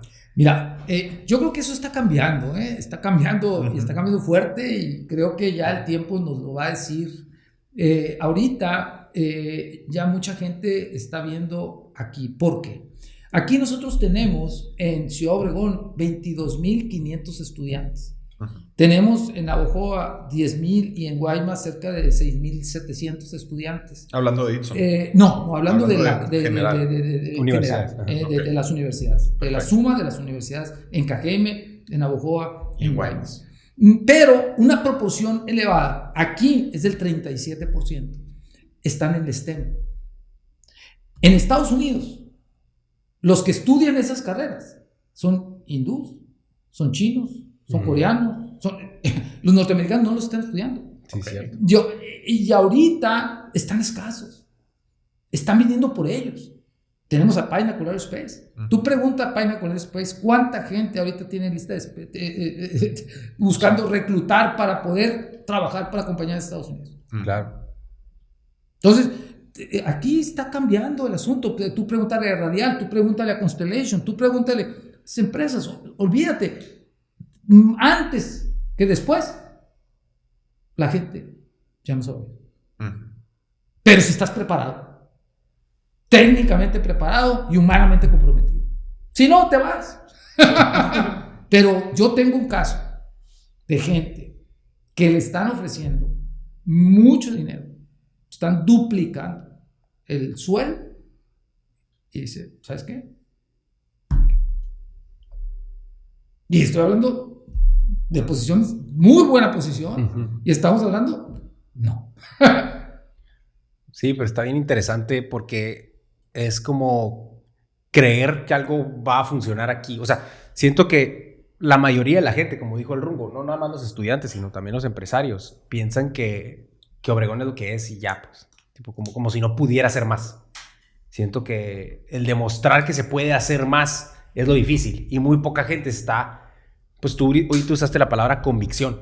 Y me gusta porque tienes que tener una verdadera convicción para actuar en base a crear esa región más próspera del mundo de la que tú hablas. O sea, siento que está difícil para las personas normales que están enfocadas en lo suyo ver algo así cuando tú ya viste eso en otro lado. Pues. No, pero además nosotros tenemos una estrategia y ya la vamos a implementar. O sea, ya estamos preparando microempresarios y vamos a hacer nuestra llegada a Arizona y vamos a hacer nuestra llegada a California. Y va a ser a través de los hispanos y en la capacitación técnica y para la incubación y desarrollo de negocios. O sea, a mí no me van a decir si se va a hacer. Eso se va a hacer. Ya el plan ya está atendido. O sea, ya tenemos quiénes son los jugadores. O sea, oye, que no es tu problema, no es mi problema. ¿Por qué creen que estamos, que hoy, mañana, hoy en la tarde va a estar Antonio Villarraigosa, alcalde de Los Ángeles, asesor de infraestructura de California? Ellos requieren de nosotros. Claro. Requieren de nosotros. Si nosotros no nos vamos a valer, es nuestro problema, pero no es su problema. Y si ellos ven que, a ver qué te ofrece, y qué les dice, pues claro que van a tomar, que van a ponerte las condiciones que quieran. No. Es así. Es así. En este plan. ¿Va a ser otra vez como lo hiciste con el parque tecnológico? No, pues vamos a ofrecer. Yo no pido. Yo ofrezco. Yo sirvo. Y en la medida que sirvo, recibo. Gonzalo, algo que me gusta mucho que te he escuchado a ti decir es el de creer para crear. Creer para crear y luego, o sea, primero creer tú para poder crear. Y eso está ligado a las 7 Is. No sé si nos pudieras explicar un poquito más. Mira, todo está en la mente. Todo está en la mente. Si nosotros nos doblegamos a la mente, entonces vamos a quedarnos en la supervivencia. Nosotros tenemos que ir a la supraconsciencia. Y en la supraconsciencia están las metas elevadas. Está el deber ser. Está la aspiración. Está el crecimiento. Entonces, si tú crees en algo grande, vas a crear algo grande. Porque no solamente vas a comprenderlo, sino vas a identificar la fórmula y vas a hacerte de los medios para moverte en esa dirección. Pero si estás enfocado y estás dispuesto a pagar el precio. Entonces ahí viene el tema de creer para crear. Ahora, el otro día di una plática en el Itson sobre el crecimiento económico y oportunidades para Cajeme. Y alguien me preguntaba sobre el talento, porque yo me enfoqué en el talento. Y entonces me dice, ¿pero qué es el talento? Me dice, ¿es el talento? ¿Cualquiera tiene talento? No, no cualquiera tiene talento. El talento se desarrolla, pero mediante el modelo de las 7 Is. El modelo de las 7 Is. Y ahí viene las 7 Is. La primera I es la intención. Yo tengo que tener una intención. Una intención. Una vez que yo tenga la intención, la segunda I es la imaginación. Imaginación. O sea, yo tengo que imaginar eso. Pero para imaginar tengo que enterarme, tengo que leer, tengo que ver, tengo que preguntar. Para imaginar, yo tengo que ya empezar a trabajar intelectualmente en lo abstracto. Tercero, la identidad. ¿Quién soy? No importa cuál sea mi condición, no importa. Tú tienes que saber que eres valioso por el hecho de ser, no por otra cosa. Oye, es que yo no tengo, en mi casa no hay esto, en mi casa no hay lo otro. No importa, no importa. Tenemos ejemplos de gente que fue huérfano y recogido, o que tenemos miles de ejemplos. Tú, Gales, ustedes han comentado cuántos libros. ¿Sí me explico? O sea, hay tanto ejemplo. No es excusa. El cuarto es integración. Tú tienes que generar un modelo ganador. Pero tienes que irte a mejores prácticas. ¡Copia! Ya una vez que copies, vas a adaptar, vas a tropicalizar, vas a ver qué te funciona y qué no te funciona, hasta que el modelo conceptual esté y hasta que el mercado, el modelo, la prueba de mercado esté lista. Sí. Bueno, ya te integraste. ¿Ahora qué sigue? Ahora innova. ¿Cómo lo podemos hacer diferente? Exactamente. Y ya que generaste la innovación, incluye. O sea, busca la manera de que mucha gente participe de los beneficios de lo que tú estás haciendo. Y luego internacionaliza. Ese es el modelo de Aceites. Está increíble, está padrísimo lo que nos acabas de platicar. ¿Ese modelo de dónde salió? Lo inventé yo. De mi vida, de mi experiencia. Y es helicoide, pues, o sea, tú te das cuenta de que como deportista, como estudiante, como esto, vas viendo cómo eso fue lo que te llevó a tener los motores encendidos. Y siempre al más alto estándar. Sí, o sea, tú no te vas a decir, oye, ¿por qué hiciste eso? Porque yo no me conformo con nada menos que lo mejor. Eso. No, pues está padrísimo eso que nos acabas de platicar. Gonzalo, aquí ya es una pregunta diferente. Me gustaría hacer una pregunta en retrospectiva de lo que has vivido en base a todas tus experiencias hasta ahorita. Es una pregunta que yo escuché en otro podcast y me gustó y dije, a la bestia, le voy a preguntar eso a nuestros invitados. Y la pregunta es algo así como, si tú pudieras ahorita detectar algún error, algo que no salió como te gustaría que hubiera salido en tu vida, ¿cuál fue y qué experiencia o aprendizaje te dejó? Ok. Si pudiera detectar un error. Sí, o algo que pues no salió como tú hubieras querido, no necesariamente es un error, porque a veces las cosas no salen por otras cosas. Mira, yo creo que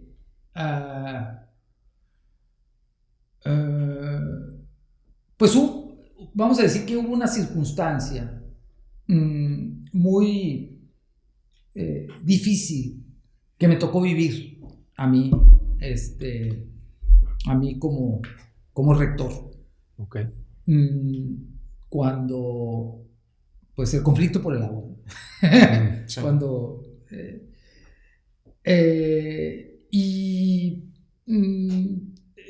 las cosas se pusieron muy, muy difíciles para mí, de tal manera de que, pues, prácticamente, yo que nadie sabía si iba a terminar o no iba a terminar la rectoría. Fue muy complicada porque, pues, fue un enfrentamiento. Pues, los que vivieron el problema lo saben. Los que estuvieron cerca del problema, pues, lo saben. No fue cosa sencilla, fue cosa muy difícil, muy complicada. Y si yo pudiera volver atrás y haber vivido lo que viví, gracias a Dios salimos airosos porque pudimos probar nuestro punto y nuestra posición. Pero si yo hubiera podido manejarlo diferente, lo haría. Manejarlo diferente en el sentido de abrir más espacios para el diálogo, para la comunicación, para el acuerdo. Para el entendimiento. Para el entendimiento. O sea, creo yo que se logró el resultado, pero el costo personal de mi familia, de la propia institución, o sea, creo que el costo para la propia comunidad fue muy alto. Y yo digo que la lucha valió la pena, que lo volví a hacer. Pero, ¿Y te dejó algún aprendizaje? Sí, cómo no, sí, yo de ahí maduré mucho en términos de ser mucho más empático, de darle mucho más tiempo a las cosas, de ganar más entendimiento, de buscar más comunicación, etcétera, etcétera. O sea, sí me llevó a cambiar yo. ¿Tendrás alguna situación en la que hayas usado ese aprendizaje ya después? Sí, cómo no, ya posteriormente, pues ya se crea, junto con mi hija, creamos el Centro Regional de Innovaciones, y ahí pues empezamos con procesos abiertos, buscando desde el principio tratar de generar la comunicación, el entendimiento, etcétera, incluir, por eso mi modelito de la inclusión. O sea, mi modelito viene, pues si no quedaría innovación. no se queda innovación, se despliega porque yo sé que la gente es capaz, hay que entenderla.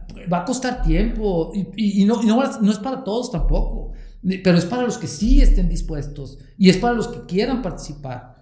Entonces, por eso estoy convencido de que vamos a salir adelante. Excelente. Pero ese sería mi aprendizaje. Está muy bien. Excelente. Oye, tú como mentor y asesor profesional, ¿en qué es en lo que te fijas, ya sea en una empresa o en una persona en la que vas a aplicar mentoría, para tomar la decisión de sí o no hacerlo? En dos cosas. Yo me fijo primero en su disposición. Es decir, ¿está orientada al servicio o no está orientada al servicio? Si está orientada al servicio, automáticamente ya tiene un punto a favor.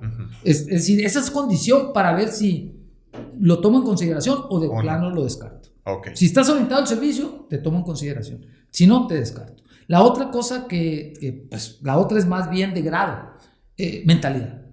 Ok. Mentalidad. O sea, si tu mentalidad es una mentalidad de que voy para enfrente, pero si tu mentalidad es negativa, también. ¿Y es fácil darte cuenta de la mentalidad de una persona? Sí, es muy fácil.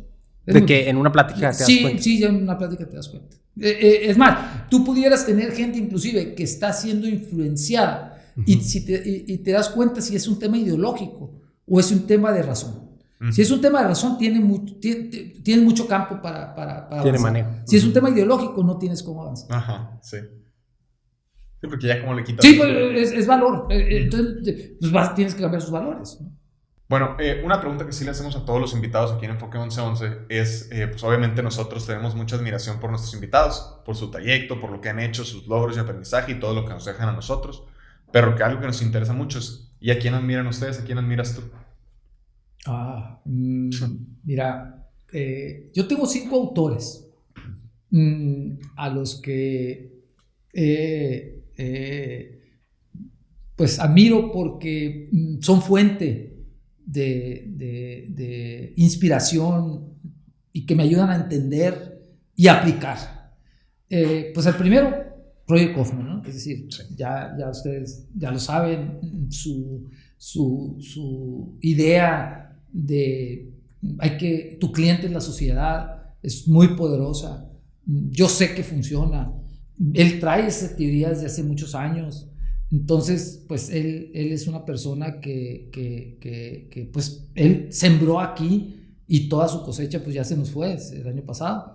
Pero ahí está su legado. Yo creo que es algo que en el futuro, por también como así como se conoce esta región por el Dr. Borlaug, también vamos a saber que el Dr. Kaufman también hizo un legado muy importante en ese tema. Otro que también me parece alguien pues muy valioso es Solow. Solow tiene una paradoja que se llama paradoja de la productividad. Paradoja de la productividad de Robert Solow. Él fue premio Nobel en los 70s. Y él habla de que él no nota ninguna evidencia de que a más tecnología hay más productividad. Y él dice, por una razón, porque la gente le mete tecnología a lo que no está bien hecho. Es cierto. Entonces no se prepara. Entonces lo primero que tienes que hacer es prepararte, es decir, cuestionarte. Y ahí viene una tercera persona que yo admiro mucho, que es Goldratt. Goldratt, que él se cuestiona. Primero dice, ve cuál es la causa. Primero, todo lo que tú observas son síntomas. Entonces, pero esos síntomas son síntomas de una causa. Y entonces le recomiendo el libro La Meta. La Meta, okay. de Goldratt. Y él habla de que si tú descubres la causa, entonces vas a resolver el problema. Vas a resolver los problemas. Y ahí es donde tú tienes que, pues, identificar el árbol de decisiones.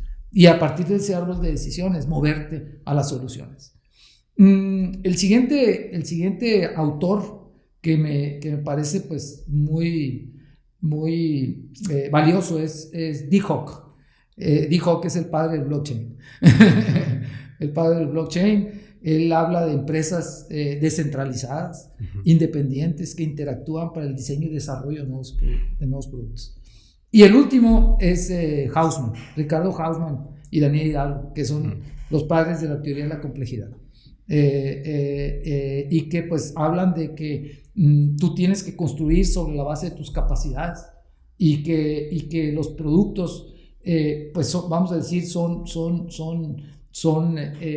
los medios a través de los cuales las empresas logran florecer. Entonces, y en ese sentido, pues tú tratas de armar un bosque. Y cuando tienes un bosque, pues la gente puede ir a muchos lugares para satisfacer su necesidad. Y es cuando las empresas están continuamente innovando y se están apoyando entre sí para generar innovación. Y eso garantiza el crecimiento y el desarrollo económico a largo plazo. Fregón. No, pues qué claros los tenías. Los nombraste perfectamente y nos explicaste muy, muy brevemente cada uno de ellos.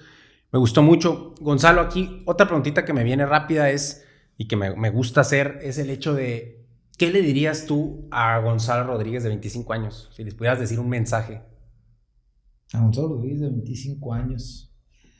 Mira, ¿qué le diría yo? Yo le diría que la tomara más con calma. Que la tomara más con calma. Es decir, que las cosas llegan.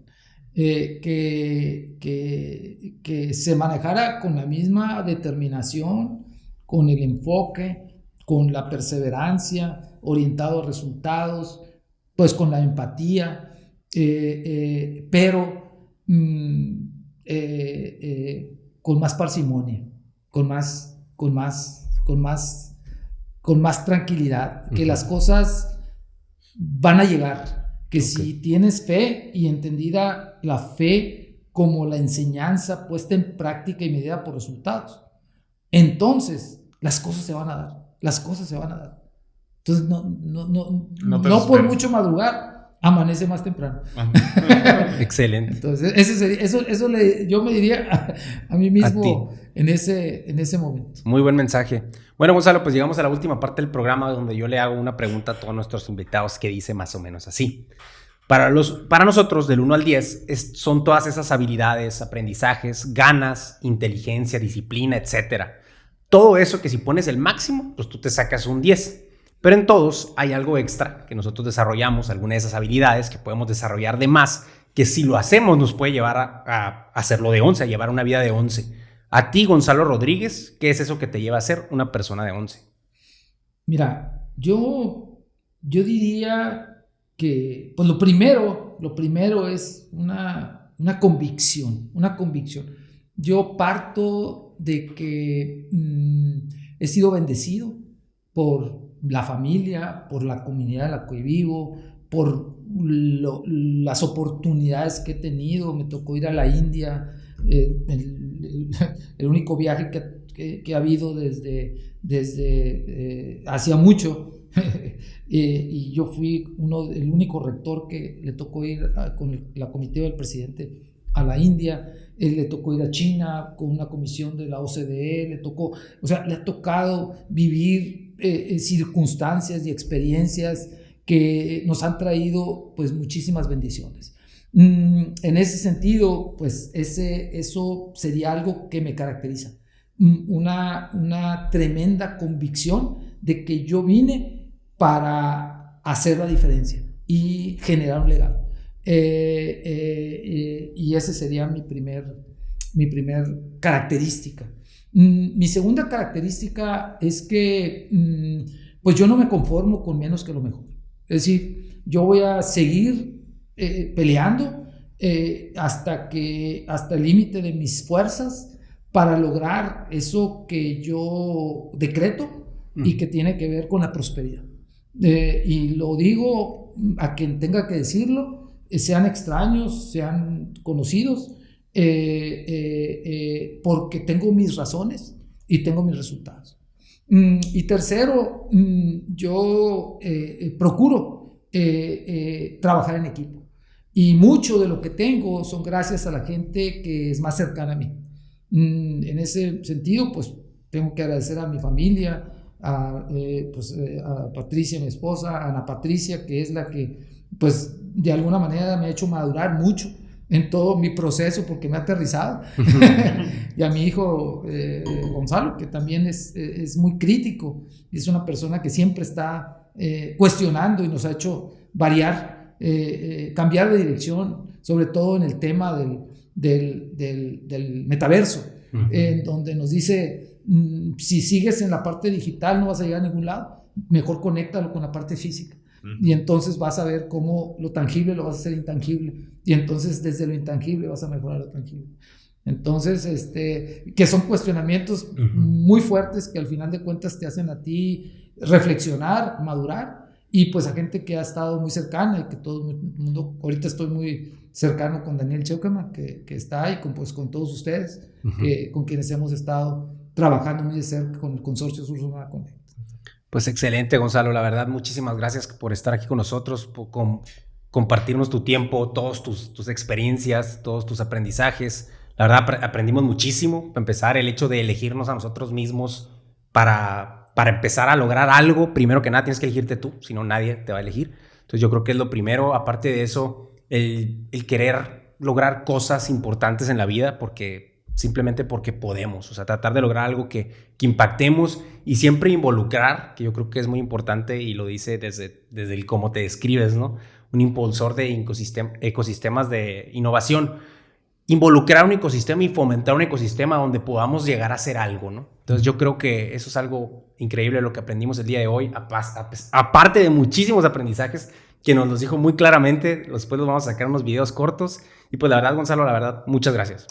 No, pues al contrario, pues yo les agradezco por el espacio, los felicito porque pues yo soy testigo de cómo nacieron, Literal. de cómo han ido emergiendo, cómo se están proyectando, cómo van a hacer la diferencia. y que están dando también los espacios a gente como yo que tiene mucho que comentar. Pues yo la verdad he seguido muy de cerca todas sus entrevistas y la gente que se ha sentado aquí es gente muy valiosa que genera muchos aprendizajes y esta es una nueva fórmula. Es una nueva fórmula que pues se va a tener que empezar a aplicar porque pues nosotros no hay nada del pasado, del presente que prediga el futuro y por lo tanto tenemos que generar este tipo de aprendizajes para aventurarnos al futuro y para crear esos nuevos modelos que nos ayuden a crear ese futuro que deseamos. Entonces en ese sentido yo los felicito, les agradezco por el espacio y pues les auguro que esto pues va a crecer y en lo que yo pueda apoyar en ese proceso de crecimiento, pues ahí voy a estar. Muchísimas gracias. Excelente. Muchísimas gracias por Gracias, estar aquí, Gonzalo. por tus palabras y por todo esto que compartiste con toda nuestra audiencia. Bueno, quisiera agregar más, si pudieras comentarnos dónde puede el público contactarte. Bueno, tengo mi correo electrónico que es rodriguezvillanuevagonzalo@yahoo.com.mx. Ahí cualquiera que quiera contactarme pueden mandarme un correo y yo con gusto les respondo y estoy a la orden. Muy Perfecto. Bien. Pues con eso cerramos el capítulo de hoy. Los invitamos a seguirnos en nuestras redes sociales. Suscríbanse al canal de YouTube. Con eso nos ayudan muchísimo. Y con eso también ver más capítulos del Enfoque 1111. Muchas gracias. Vale, gracias. Gracias.